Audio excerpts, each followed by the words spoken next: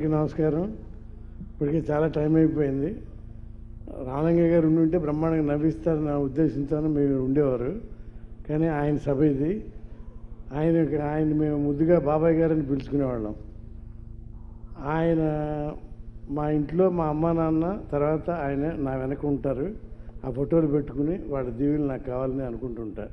ఎందుకంటే అది చిరంజీవి గారి ద్వారానే నాకు జరిగింది. అది నేను చిరంజీవి గారి ఇంట్లోనే ఎక్కువసార్లు ఆయన కలిసేవాళ్ళం.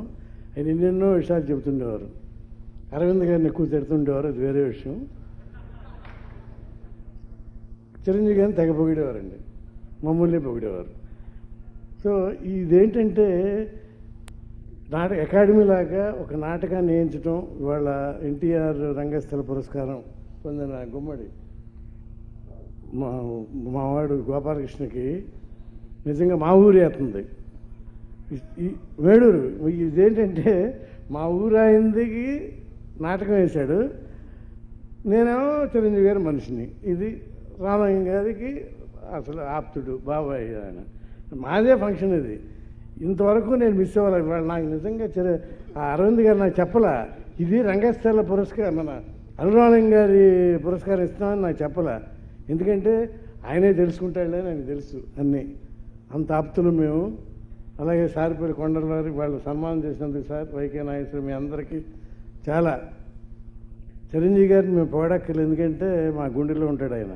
ఆయన పొగిడేదేముంది ఆయన ఇప్పుడు ఆ సినిమా ఆయన పర్మిషన్ ఆయన చెప్పకూడదు, కానీ చెప్పలేదు. కానీ అసలు ఒక బీభత్సం, అసలు ఒక సినిమా రాబోతుంది ఆయన దీంట్లో, నేను చెప్పకూడదు.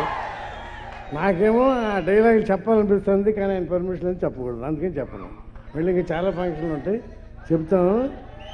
బీభత్సం అసలు మామూలు కాదు అది సార్. ఇవాళ చాలా థ్యాంక్స్ సార్. నేను ఇంకో ఫంక్షన్కి వెళ్ళి మారుతి వాళ్ళ ఫంక్షన్ వెళ్తే వచ్చి లేట్ అయింది, సారీ. అయినా సారీ చెప్పుకోకలేదు, ఎందుకంటే మా బాబాయ్ గారి ఫంక్షన్ ఇది.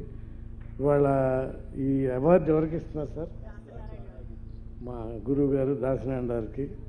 ఆయన త్వరగా కోలుకోవాలని మనస్ఫూర్తిగా కోరుకుంటూ ఈ అవార్డు ఇచ్చినందుకు ఇదే ఆయనకు ఊపిరై ఆయన అక్కడి నుంచి బయటికి రావాలని నేను మనసారా కోరుకుంటున్నాను.